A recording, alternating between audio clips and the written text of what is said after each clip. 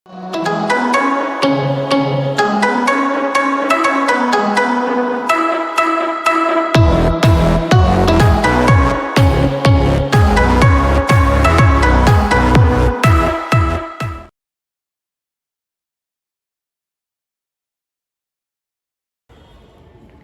बच्चों, कैसे हो? उम्मीद है आप लोग स्वस्थ होंगे, मस्त होंगे और अपनी पढ़ाई कर रहे होंगे। आज हम हिंदी का 7वां पाठ शिष्टाचार पढ़ने वाले हैं, जिसके लेखक हैं भीष्म साहनी। बहुमुखी प्रतिभा के धनी भीष्म साहनी जी ने सामाजिक विषमता, संघर्ष, मानवीय करुणा, मानवीय मूल्य, नैतिकता को अपनी लेखनी का आधार बनाया है। प्रस्तुत जो कहानी है वह शिष्टाचार प्रस्तुत पाठ एक चरित्रात्मक कहानी है। जीवन की किसी घटना का रोचक एवं चरित्रपूर्ण कहानी है। शिष्टाचार कहानी के माध्यम से साहनी जी ने पति पत्नी, नौकर मालिक के संबंध, उनके प्रति दृष्टिकोण, नौकर का अपने मालिक के प्रति कर्तव्यबोध, अनजाने में किए गए कार्य का पश्चाताप आदि विविध स्थितियों को बड़े ही मनोरंजक एवं मार्मिक ढंग से इस कहानी में प्रस्तुत किया गया है। शिष्टाचार, शिष्ट और आचार, ये दो शब्दों से मिलकर बना है, अर्थात अच्छा आचरण, नैतिक मूल्य पर आधारित आचरण। आज लगभग हर घरों में नौकर रखे गए हैं, लेकिन जिनसे हम कार्य कराते हैं उन पर सहजता से हम अभी भी विश्वास नहीं कर पाते हैं। घर में कुछ चोरी हो जाए या अप्रिय घटना हो तो सबसे पहले हमारा जो ध्यान है वो किस पर जाता है? घर के नौकरों पर जाता है। ये कहानी भी एक परिवार में एक नौकर रखा गया, इस पर ही आधारित है। तो चलिए पाठ की पंक्ति पढ़ते हैं और इस कहानी का आनंद लेते हैं। जब 3 दिन की अनथक खोज के बाद बाबू राम गोपाल एक नौकर ढूंढ कर लाए तो उनकी क्रुद्ध श्रीमती और भी बिगड़ उठी।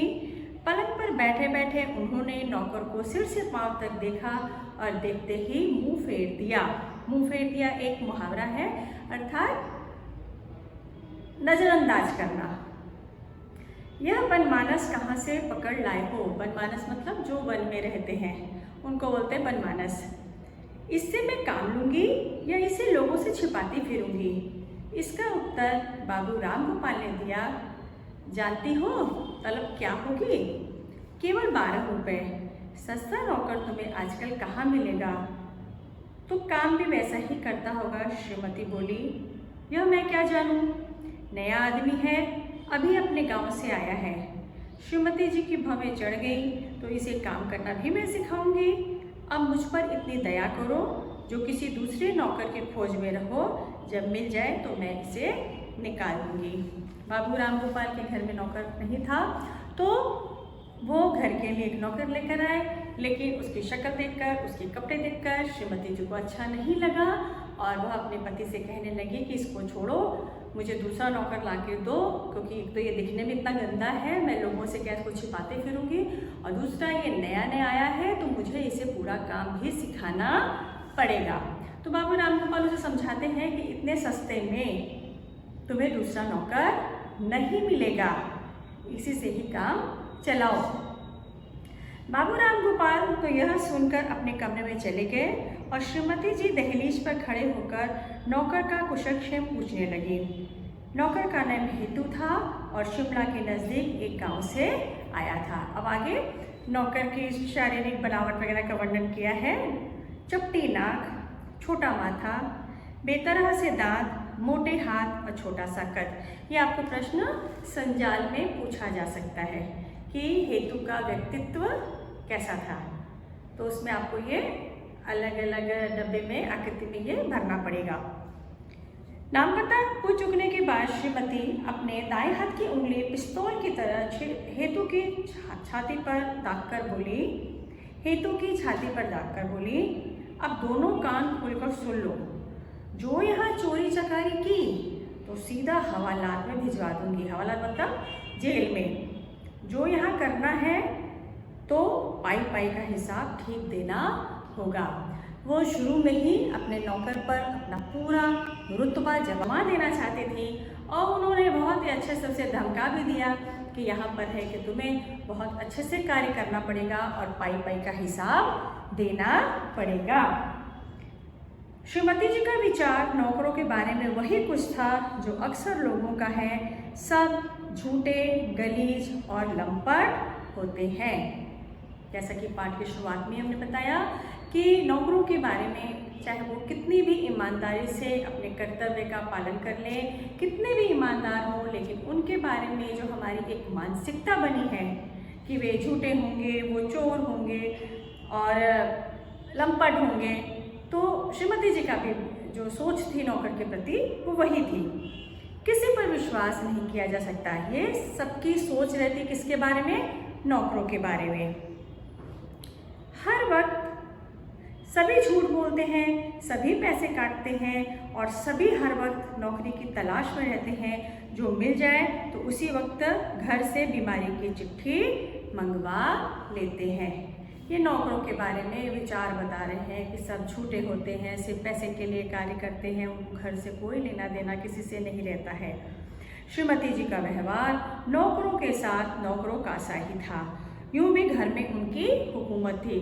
श्रीमती जी का घर में दबदबा था और उनकी ही आज्ञा चलती थी। जब उन्हें पतिदेव पर गुस्सा आता तो अंग्रेजी में बात करती और जब नौकर पर गुस्सा आता तो गालियों से बात करती।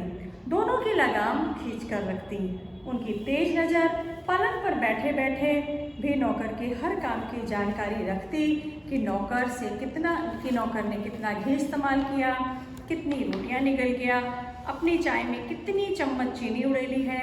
जासूसी नॉवेल की शिक्षा के फलस्वरूप उन्हें नौकरों की हर क्रिया में षड्यंत्र नजर आता था। एक तो हम घर में नौकर रखते, वो सर्दी, गर्मी, बारिश, किसी भी मौसम की परवाह किए बिना हमें अपनी सेवा देते हैं, लेकिन फिर भी हम उन्हें अपने घर का सदस्य नहीं मान पाते हैं। ये हमारी बहुत बड़ी त्रासदी है, क्योंकि नौकर भी एक इंसान होता है। वो क्या कर रहा है, वो कितनी रोटियां खा रहा है, वो कैसे काम कर रहा है, उसने घर के सामान का किस प्रकार इस्तेमाल किया, हर वक्त हमारी वो श्रीमती जी के समान ही नज़र रहती है। बाहर से कोई व्यक्ति हमारे घर में काम करने आता है तो आज का समय देखते हुए सावधान रहना आवश्यक है, लेकिन हमको अपनी मानवता नहीं भूलनी चाहिए। और अगर कोई एक सदस्य बन के हमारे घर में कार्य कर रहा है, हमें सेवा दे रहा है, तो उसके प्रति हमें मानवतापूर्ण व्यवहार जरूर करना चाहिए। काम चलने लगा हेतु अरूप तो था ही, अरूप मतलब बदसूरत। उस पर उजड़ और गंवार भी निकला। उसे कोई भी कार्य नहीं आता था। उसके मोटे मोटे स्थूल हाथों से कांच के गिलास टूटने लगे, पर्दों पर धब्बे पड़ने लगे और घर का काम अस्त व्यस्त रहने लगा। अस्त व्यस्त मतलब बिखरने लगा। श्रीमती दिन में 10 बार उसे नौकरी से बर्खास्त करती, निकालती, पर तब भी हेतु की पीठ मजबूत थी। दिन कटने लगे और बाबू राम गोपाल की खोज दूसरे नौकर के लिए शिथिल पड़ने लगे। नौकर उजड़ और अरूप था, पर दिन में केवल 2 बार खाता था। उसका वेतन केवल 12 रुपये था। जो किसी चीज़ का नुकसान करता तो उसकी तनख्वाह कटती। दिन बीतने लगे, हेतु के कपड़े मैले होकर जगह जगह से फटने लगे, मुंह का रंग और गहरा होने लगा और गांव का भोला धीरे धीरे एक शहरी नौकर में तब्दील होने लगा। इसी तरह 3 महीने बीत गए। अब राम गोपाल जी ने नौकर दूसरा ढूंढना बंद कर दिया। उनकी खोज अब धीमी पड़ गई, क्योंकि उन्हें ऐसा लगता था कि ये नौकर तो मुझे बहुत सस्ता मिला है, ये सिर्फ 2 बार खाना खाता है और सिर्फ 12 रुपये तनख्वाह लेता है। ठीक है, वो उजड़ और गंवार है, लेकिन अगर उसे कुछ नुकसान होता था तो वे उसे तुरंत उसकी तनख्वाह में से वह पैसे काट लेते थे। पर यहाँ पहुंचकर श्रीमती जी एक भूल कर गई। श्रीमान और श्रीमती जी का एक छोटा सा बालक था जो अब 4-8 बरस का हो चला था और प्रथानुसार उसके मुंडन संस्कार के दिन नज़दीक आ रहे थे। मुंडन संस्कार मतलब हिंदू संस्कृति में जब बच्चा थोड़ा बड़ा होता है तो उसके जो बाल हैं उसे क्या कहते हैं, पूरे निकालते हैं। ये हमारे हिंदू संस्कारों में से एक संस्कार है। पूरे घर में बड़े उत्साह और प्यार से मुंडन की तैयारियां होने लगी। बेटे की वात्सल्य ने श्रीमती जी की आंखें आटे, दाल और घी से हटाकर रंग बिरंगे खिलौनों और कपड़ों की ओर फेर दी। शामियाने और बाजे का प्रबंध होने लगा। मित्रों संबंधियों को निमंत्रण पत्र लिखे जाने लगे और धीरे धीरे चाबियों का गुच्छा श्रीमती जी के दुपट्टे के छोर से निकलकर नौकर के हाथों में रहने लगा। जैसे जैसे मुंडन संस्कार का दिन निकट आने लगा, श्रीमती जी के हाथों की जो चाबियां थीं वो उन्होंने नौकरों को सौंप दी। अब उनका ध्यान घर के कामों में आटे दाल की बजाय उत्सव की तैयारियों में लग गया था। आखिर वह शुभ दिन आ पहुंचा। श्रीमान और श्रीमती के घर के सामने बाजे बजने लगे। मित्र संबंधी मोटरों व तांगों पर बच्चे के लिए उपहार लेकर आने लगे। फूलों, फानुसों और मित्र मंडली के हास्य विनोद से घर का सारा वातावरण जैसे खिल उठा था। श्रीमान और श्रीमती काम में इतने व्यस्त थे कि उन्हें पसीना पोंछने की भी फुर्सत नहीं थी। धीरे धीरे पूरा घर मेहमानों से भरने लगा। मेहमान आने लगे और श्रीमान और श्रीमती उनकी आवाभगत में लग गए। उन्हें सांस लेने की भी फुर्सत नहीं थी। एंड उसी वक्त हेतु कहीं बाहर से लौटा और सीधा श्रीमान के सामने आ खड़ा हुआ। हुजूर, मुझे छुट्टी चाहिए, मुझे घर जाना है। श्रीमान उसी वक्त दरवाजे पर खड़े अतिथियों का स्वागत कर रहे थे। हेतु के इस अनोखे वाक्य पर हैरान हो गए। क्या बात है हुजूर, मुझे घर बुलाया है, मुझे आप छुट्टी दे दें। छुट्टी दे दें? आज के दिन तुम्हें छुट्टी दे दो? श्रीमान का क्रोध उबलने लगा। जाओ अपना काम देखो, छुट्टी वुट्टी नहीं मिल सकती। मेहमान खाना खाने वाले हैं और इसे घर जाना है। हेतु फिर भी खड़ा रहा, अपनी जगह से नहीं हिला। श्रीमान झुंझला उठे। ये एक बहुत ही स्वाभाविक सी बात है कि अगर घर में कोई उत्सव हो, कोई प्रोग्राम हो और ऐन वक्त पर घर पे काम करने वाले अगर छुट्टी मांगे तो गुस्सा आना एक स्वाभाविक सी बात है। और अचानक से इस जलसे के बीच में हेतु का आना और अपने मालिक से कहना कि मुझे छुट्टी चाहिए, तो राम गोपाल झुंझला उठे। राम गोपाल की जगह कोई और भी होता तो शायद वो झुंझला जाता कि पूरा घर मेहमानों से भरा पड़ा है, घर में इतना बड़ा उत्सव है, प्रोग्राम है और ये छुट्टी मांगने आ गया। जाते क्यों नहीं, छुट्टी नहीं मिलेगी, उन्होंने गुस्से से कहा। फिर भी जब हेतु टस से मस न हुआ तो श्रीमान का क्रोध बेकाबू हो गया और उन्होंने छूटते ही हेतु के मुंह पर एक चाटा दे मारा। उल्लू के पट्टे, यह वक्त तूने छुट्टी मांगने का निकाला है? चाटे की आवाज़ दूर तक गई। बहुत से मित्र संबंधियों ने भी सुनी और आंखें उठाकर भी देखा, मगर यह देखकर कि केवल नौकर को चाटा पड़ा है, आंखें फेर ली।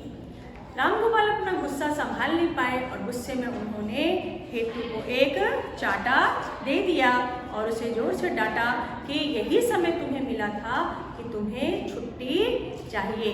जैसे ही चाटे की आवाज़ आई तो सब लोगों ने मुड़कर देखा, परंतु एक नौकर को ही चाटा पड़ा है तो लोगों ने उसे नज़रअंदाज कर दिया और अपनी आंखें फेर ली।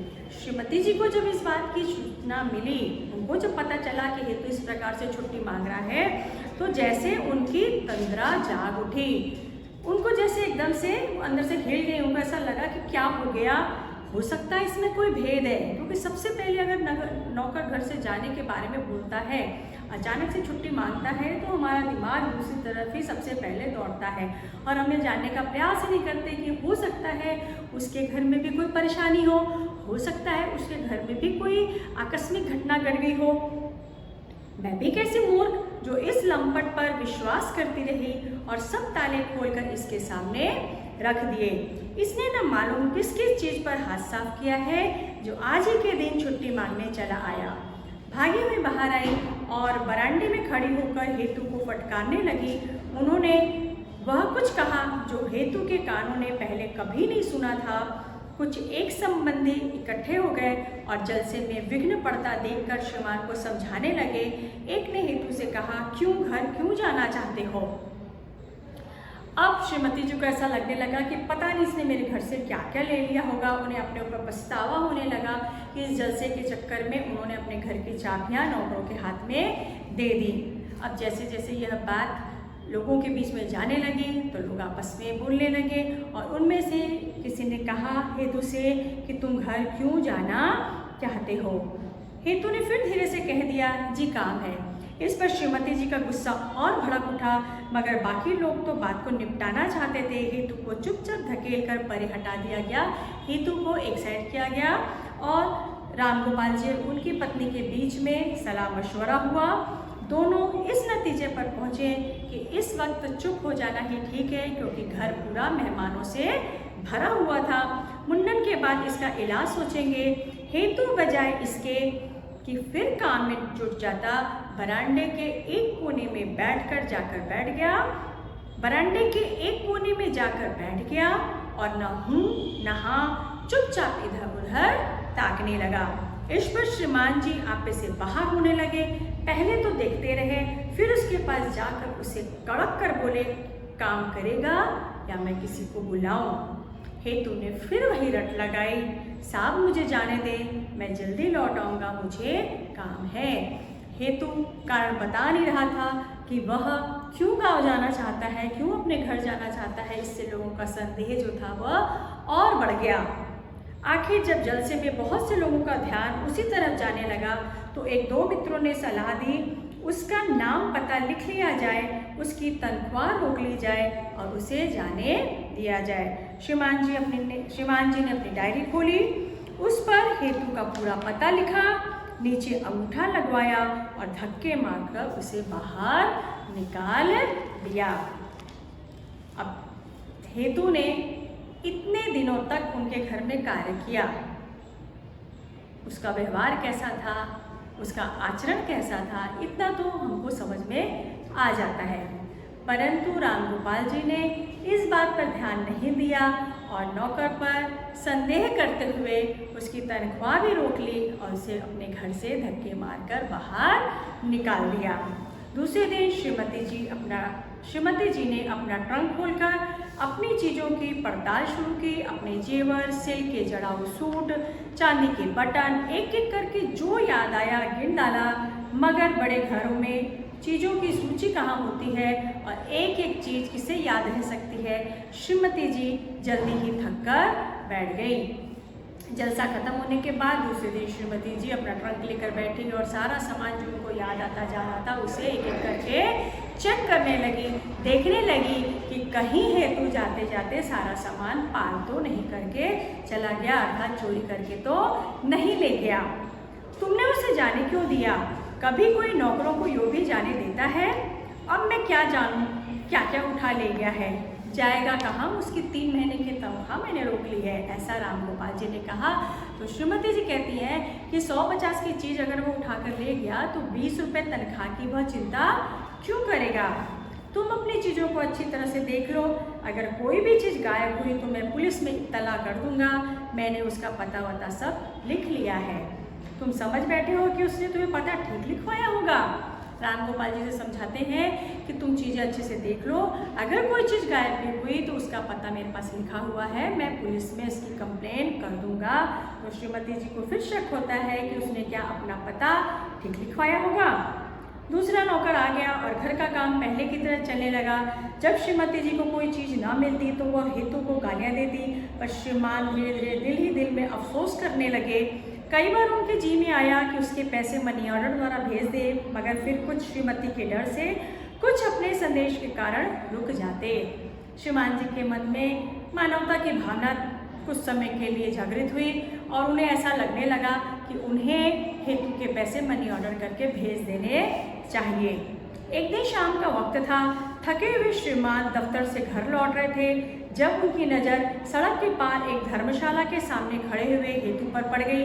वही फटे हुए कपड़े, वही शिथिल अरूप चेहरा, उन्हें पहचानने में देर नहीं लगी। झट से सड़क पार करके हेतु के सामने जा खड़े हुए और उसे कलाई से उन्हें पकड़ लिया। एक दिन राम गोपाल जी को हेतु सड़क के पार धर्मशाला के पास दिखा। वे उसे पकड़कर लेकर आए।